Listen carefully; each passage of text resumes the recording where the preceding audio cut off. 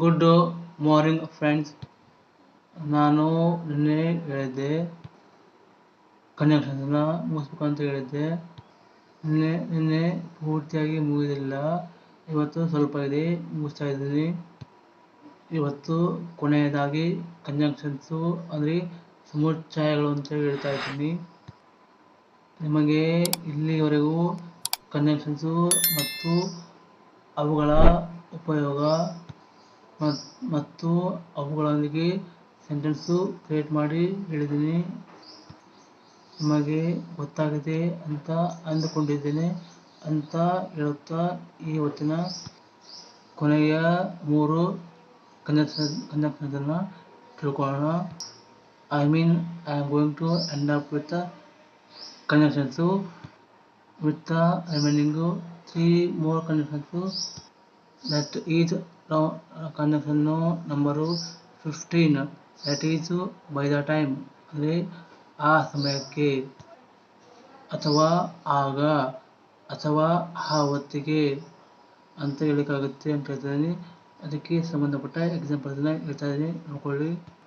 ನಾನು ನಿನ್ನೆ 2 ಎಕ್ಸಾಂಪಲ್ಸ್ ಹೇಳಿದ್ದೀನಿ. ಇವತ್ತು ಎಕ್ಸಾಂಪಲ್ ನಂಬರ್ 3 ಹೇಳ್ತಾ ಇದ್ದೀನಿ, ನೋಡ್ಕೊಳ್ಳಿ. ನಾನು ಡಿಗ್ರಿ ತೆಗೆದುಕೊಳ್ಳುವ ಹೊತ್ತಿಗೆ ನನಗೆ 21 ಅಗಸ್ಟ್ ಹೇಳಬೇಕಾಗುತ್ತೆ. ಸಾಮಾನ್ಯವಾಗಿ ಯಾವುದೇ ಡಿಗ್ರಿ ಮಾಡಿದ್ರು 21 ಇಲ್ಲ 22 ಆಗುತ್ತೆ. ಆದರೆ ನಂದು ಮುಗಿದು 22 ಆಗಿದೆ. ಆಗ ನಾನು ಮೊದಲ ಡಿಗ್ರಿ ಮುಗಿಸಿದ್ದೇನೆ. ಆದರೆ ಇಲ್ಲಿ ನಿಮಗಾಗಿ ಒಂದು ಸಂಗತಿ ಹೇಳ್ತಾ ಇದ್ದೀನಿ. ನಾನು ಡಿಗ್ರಿ ತೆಗೆದುಕೊಳ್ಳುವ ಹೊತ್ತಿಗೆ ನನ್ನ ವಯಸ್ಸು 21 ಆಗಿತ್ತು ಅಂತ ಹೇಳ್ತಾ ಇದ್ದೀನಿ. ಅದನ್ನು ತಿಳಿಬೇಕಾದ್ರೆ by the time I took my degree I was 21 ಅಂತ ಆಗುತ್ತೆ. And example number 4 and last conjunction number 4 example number 4 ಹೇಳ್ತಾ ಇದ್ದೀನಿ. ನಾನು ಥಿಯೇಟರ್ಗೆ ಹೋಗುವ ವೇಳೆಗೆ ಬುಕ್ಕಿಂಗು ಮುಗಿಸು ಅಂತ ಹೇಳೋಕ್ಕೆ ನಾವು ಹೇಳಬೇಕು ಇಂಗ್ಲೀಷಲ್ಲಿ. By the time he went to theater the booking was closed. ಅದನ್ನೇ ಕನ್ನಡದಲ್ಲಿ ಹೇಳ್ತಾರೆ, ಅವನು ಥಿಯೇಟರ್ಗೆ ಹೋಗುವ ವೇಳೆಗೆ ಬುಕ್ಕಿಂಗು ಮುಗಿತು ಅಂತ ಹೇಳೋಕ್ಕಾಗುತ್ತೆ. ನಂತರ ಕನ್ಜಂಕ್ಷನ್ ನಂಬರ್ 16 ಹೇಳ್ತಾ ಇದ್ದೀನಿ. ನಾವು ಡ್ಯಾಶ್ ದಟ್ಟು ಅಂತ ಇಲ್ಲಿ ನಾವು ಅಂತ ಯೂಸ್ ಮಾಡ್ತಿದ್ವಿ. ಒಂದಿಷ್ಟು ತಟ್ಟುಗಳನ್ನ ಸೇರಿಸ್ಕೊಂಡು ಮತ್ತೆ ದಟ್ಟು ಯೂಸ್ ಮಾಡ್ತೀನಿ. ಇಲ್ಲಿ ಹೇಳ್ತಾ ಇರೋದು ನೋ ದಟ್ಟು ಅಂದರೆ ಈಗಾಗಲೇ ಅಂತ ಅರ್ಥ ಆಗುತ್ತೆ. ಅದಕ್ಕೆ ಸಂಬಂಧಪಟ್ಟ ಎಕ್ಸಾಂಪಲ್ಸ್ನ ಮುಂದೆ ನೋಡೋಣ. ಎಕ್ಸಾಂಪಲ್ಲು ನಂಬರ್ 1, ಈಗ ಅವನು ಅಸ್ವಸ್ಥನಾಗಿರುವುದರಿಂದ ಅವನೊಂದಿಗೆ ಆಮೇಲೆ ಮಾತನಾಡೋಣ ಅಂತ ಹೇಳಲಿಕ್ಕೆ ಇಂಗ್ಲೀಷಲ್ಲಿ ಹೇಳಬೇಕು, know that he is ill, let us talk to him later ಅಂತ ಆಗುತ್ತೆ. ಮುಂದುವರೆದು ಎಕ್ಸಾಂಪಲ್ಲು ನಂಬರ್ 2 ಹೇಳ್ತಾ ಇದ್ದೀನಿ. ನಾವು ಈಗ ಗೆದ್ದಿದ್ದೇವೆ, ಸಂತೋಷಪಡೋಣ ಹೇಳಲಿಕ್ಕೆ ಇಂಗ್ಲೀಷಲ್ಲಿ ಹೇಳಬೇಕು, know that we have one, let us celebrate ಅಂತ ಆಗುತ್ತೆ. ಇಲ್ಲಿ ಸಂತೋಷಪಡೋಣ ಅಥವಾ ಆಚರಿಸೋಣ ಅಂತ ಹೇಳಲಿಕ್ಕೆ ಹೇಳಬೇಕು, ಸೆಲೆಬ್ರೇಟ್ ಅಂತ ಹೇಳೋಕ್ಕಾಗುತ್ತೆ. ಎಕ್ಸಾಂಪಲ್ಲು ನಂಬರ್ 3 ಹೇಳ್ತಾ ಇದ್ದೀನಿ. ಇವತ್ತು ರಜೆ, ನಾವು ಆಟ ಆಡೋಣ ಅಂತ ಹೇಳಲಿಕ್ಕೆ ಇಂಗ್ಲೀಷಲ್ಲಿ ಹೇಳಬೇಕು, know that it is holiday today, let us play ಅಂತ ಹೇಳೋಕ್ಕಾಗುತ್ತೆ. ಮುಂದುವರೆದು ಕನ್ಜಂಕ್ಷನ್ನು ನಂಬರ್ 17 ಮತ್ತು ಹೇಳ್ತೀನಿ. ನೋ ದ್ಯಾಟ್ ಸ್ವಲ್ಪ ಬರ್ತದೆ, ಆಮೇಲೆ ಬಟ್ಟಂತ ಬರುತ್ತೆ. ಇದರ ಅರ್ಥ ಕನ್ನಡದಲ್ಲಿ ಅದಲ್ಲ ಮತ್ತು ಸ್ಪೇಸು ಆದರೆ ಅಂತ ಆಗುತ್ತೆ. ಅದಕ್ಕೆ ಸಂಬಂಧಪಟ್ಟ ಎಕ್ಸಾಂಪಲ್ನ ಕೊಡ್ತಾ ಇದ್ದೀನಿ, ನೋಡ್ಕೊಳ್ಳಿ. ಫಸ್ಟ್ ಎಕ್ಸಾಂಪಲ್ಲು ನಂಬರ್ 1, ನಮ್ಮಲ್ಲಿ ಹಣವಿಲ್ಲದೆ ಇಲ್ಲ, ಆದರೆ ನನಗೆ ಸಾಲ ಕೊಡುವುದಿಲ್ಲ ಅಂತ ಹೇಳಲಿಕ್ಕೆ ಇಂಗ್ಲೀಷಲ್ಲಿ not that I don't have money but I don't lend you ಅಂತ ಆಗುತ್ತೆ. ಅಂದರೆ ಕನ್ನಡದಲ್ಲಿ ಹೇಳ್ತಾರೆ, ನನ್ನಲ್ಲಿ ಹಣವಿಲ್ಲದೆ ಇಲ್ಲ ಅಂದರೆ ಹಣ ಇದೆ ಅಂತ ಆಗುತ್ತೆ, ಆದರೆ ನಿಮಗೆ ಸಾಲ ಕೊಡೋಲ್ಲ ಅಂತ ಹೇಳಲಿಕ್ಕೆ ಇಂಗ್ಲೀಷಲ್ಲಿ not that I don't have money but I don't lend you ಅಂತ ಆಗುತ್ತೆ. ಎಕ್ಸಾಂಪಲ್ಲು ನಂಬರ್ 2 ಹೇಳ್ತಾ ಇದ್ದೀನಿ.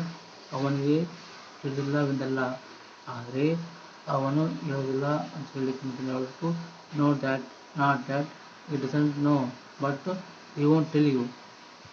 ಮತ್ತೆ ಹೇಳ್ತೀನಿ, not that he does not know but he won't tell ಅಂತ ಆಗುತ್ತೆ. ಇಲ್ಲಿಗೆ ಕನ್ಜಂಕ್ಷನ್ಸು ಅಧ್ಯಾಯ ಮುಗಿತು. ಇಂಗ್ಲೀಷಲ್ಲಿ ಯಾವುದೇ ಸೆಂಟೆನ್ಸ್ ಫಾರ್ಮ್ ಮಾಡ್ಬೇಕಾದ್ರೆ ಅಥವಾ ಕ್ರಿಯೇಟ್ ಮಾಡ್ಬೇಕಾದ್ರೆ ಕಂಜಂಕ್ಷನ್ಸು ತುಂಬ ಅವಶ್ಯಕತೆವಾಗಿರುತ್ತೆ ಅಂತ ಹೇಳ್ತಾ ಇದ್ದೀನಿ. I mean, you have to learn conjunctions. So, and also you can easily make a English sentences. At the end, I am telling truth that conjunctions are very very important to making sentences. So, with these words, I am going to say conjunctions chapter completed. Next new chapter, it is few patterns.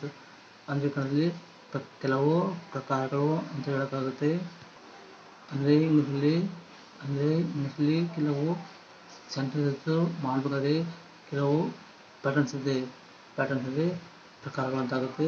ಇದರಲ್ಲಿ Roman number 1 ಹೇಳ್ತಾ ಇದ್ದೀನಿ with be verb, Roman number 2 with haves, Roman number 3 with only verbs, Roman number 4 with clauses ಅಂತ 4 type ಇದೆ, 4 type ಇದೆ. ಅಂದರೆ ಇಲ್ಲಿ ನಾನು ಹೇಳ್ತಾ ಇರೋದು ಸಾಮಾನ್ಯವಾಗಿ 4 ಪ್ರಕಾರಗಳು ಇವೆ. ಅಂದರೆ ಯಾವುದೇ ಸೆಂಟೆನ್ಸ್ ಮಾಡ್ಬೇಕಾದ್ರೆ ಈ 4 ಪ್ರಕಾರದ ವರ್ಡ್ಸು ಬೇಕೇ ಬೇಕಾಗುತ್ತೆ ಅಂತ ಹೇಳ್ತೀನಿ.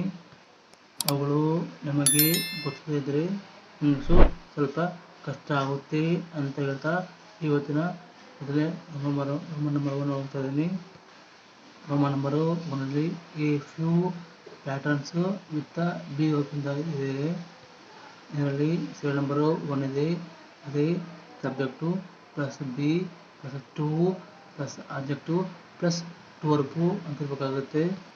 ಮತ್ತು ಹೇಳ್ತೀನಿ, number 1 subject plus be plus 2 plus object plus 2 verb ಇದ್ದರೆ ಅದೇ ಬಿ ವರ್ಬ್ ಆಗುತ್ತೆ ಅಂತ ಹೇಳ್ತಾ ಇದ್ದೀನಿ. ನಾನು ಹೇಳಿದ ಸೀರಿಯಲ್ ನಂಬರ್ 1 ಮತ್ತು serial number 1 subject plus be plus 2 plus object plus 2 verb ಇದ್ದರೆ ಅದುವೇ ನಮ್ಮ ಬಿ ವರ್ಬ್ ಆಗುತ್ತೆ ಅಂತ ಹೇಳ್ತಾ ಇದ್ದೀನಿ. ಇದರಲ್ಲಿ ಮೊದಲನೇದು subject plus be plus object ಅಂತ ಇದ್ದಾಗ ಅಲ್ಲಿ ಉದಾಹರಣೆ ಕೊಡ್ತಾ ಇದ್ದೀನಿ. ಐಸು ಈಸು ಕೋಲ್ಡ್ ಅಂದರೆ ಗಂಟುಗಡ್ಡೆ ತಣ್ಣಗಾಗ್ತದೆ ಅಂತ ಹೇಳೋಕ್ಕಾಗುತ್ತೆ. ಇಲ್ಲಿ ಈಸು ಅನ್ನೋದು ಬಿ ವರ್ಬ್ ಆಗುತ್ತೆ ಅಂತ ಹೇಳ್ತಾ ಇದ್ದೀನಿ. ನಂತರ ನೋಡ್ಕೊಳ್ಳಿ, subject plus be plus object plus 2 ಇದ್ದಾಗ ಅದಕ್ಕೆ ಎಕ್ಸಾಂಪಲ್ ಕೊಡ್ತಾ ಇದ್ದೀನಿ. ಐಸು ಈಸು ಕೋಲ್ಡ್ 2 ಅಂದರೆ ಗಂಟುಗಡ್ಡೆ ಕೂಡ ತುಂಬ ತಣ್ಣಗಾಗ್ತದೆ ಅಂತ ಹೇಳೋಕ್ಕಾಗುತ್ತೆ. ಇಲ್ಲಿ ಆಬ್ಜೆಕ್ಟಿವ್ ವಿಶೇಷ ಅಂತ ಆಗುತ್ತೆ, 2 ಅಂದರೆ ತುಂಬ ಅಂತ ಆಗುತ್ತೆ ಅಂತ ಹೇಳ್ಕೋಬೋದು, ಅಥವಾ ಸಿಂಪಲ್ ಆಗಿ ಹೇಳ್ಬೋದು ಕೂಡ ಅಂತ ಹೇಳೋಕ್ಕಾಗುತ್ತೆ.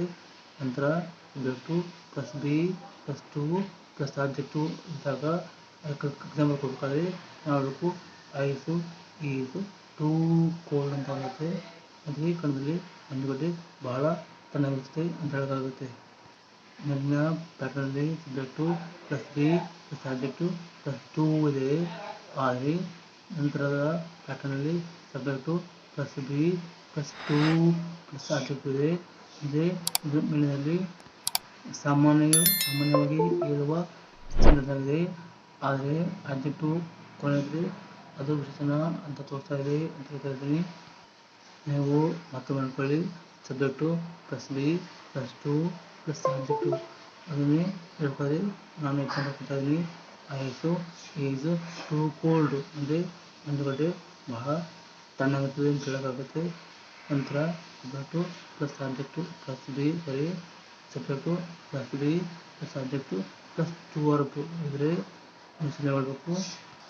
ಎಕ್ಸಾಂಪಲ್ ಮೂಲಕ ಬರೀ ಐಸು ಈಸು 2 ಕೋಲ್ಡ್ 2 ಟೈಪ್ಸ್ ಅಂತ ಆಗುತ್ತೆ.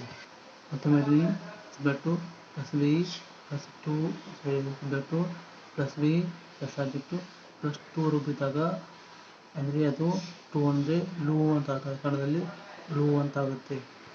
ನಂತರ subject plus be plus 2 plus object plus 2 verb ಇದ್ದಾಗ ಅದಕ್ಕೆ ಎಕ್ಸಾಂಪಲ್ ಕೊಡ್ತಾ ಇದ್ದೀನಿ. Ice Yesu 2 cold to touch ಅನ್ನೋಕ್ಕೆ ಕನ್ನಡದಲ್ಲಿ ಹೇಳ್ತಾರೆ ಗಂಟುಗಡ್ಡೆ ಮುಟ್ಟುವುದಕ್ಕೆ ಆಗದಿರುವಷ್ಟು ತಣ್ಣಗಾಗುತ್ತದೆ ಅಂತ ಹೇಳೋಕ್ಕಾಗುತ್ತೆ. ಸಾಮಾನ್ಯವಾಗಿ 2+2 ಆಗಿದ್ದಾಗ ಅದು ನೆಗೆಟಿವ್ ಅಥವಾ ಋಣಾತ್ಮಕ ಅರ್ಥ ಕೊಡ್ತದೆ. ಅದನ್ನ ಸಂಬಂಧಪಟ್ಟ ನಾಳಗಳನ್ನು ಅಂದರೆ ನಾಳ ಬಗ್ಗೆ ತಿಳಿದುವ ಫ್ಯೂ ಪ್ಯಾಟರ್ನ್ಸು ಅಂದರೆ ಕೆಲವು ಪ್ರಕಾರಗಳನ್ನು ತಿಳಿಯೋಣ ಮತ್ತು ಕಲಿಯೋಣ. ಜೊತೆಗೆ ಫ್ಯೂ ಪ್ಯಾಟರ್ನ್ ಜೊತೆಗೆ ವರ್ಕನ್ನು ಕೂಡ ಮಾಡೋಣ ಅಂತ ಹೇಳ್ತಾ ಇದ್ದೀನಿ. ನೋಡಿದವರು ಪೂರ್ತಿಯಾಗಿ ನೋಡಿ, ಅದನ್ನು ಗೊತ್ತಾಗುತ್ತೆ. ತಿಳ್ಕೊಂಡಾಗಲೇ ಮತ್ತು ಗೊತ್ತಾಗಿದ್ರೆ ನನಗೆ ನಮ್ಮ ಚಾನಲ್ ಸಹಾಯ ಮಾಡಿ, ಲೈಕ್ ಮಾಡಿ ಮತ್ತು ಫ್ರೆಂಡ್ಸ್ ಶೇರ್ ಮಾಡಿ, ಆಮೇಲೆ ಲಾಸ್ಟ್ ಮಾಡಿ. Thank you very much.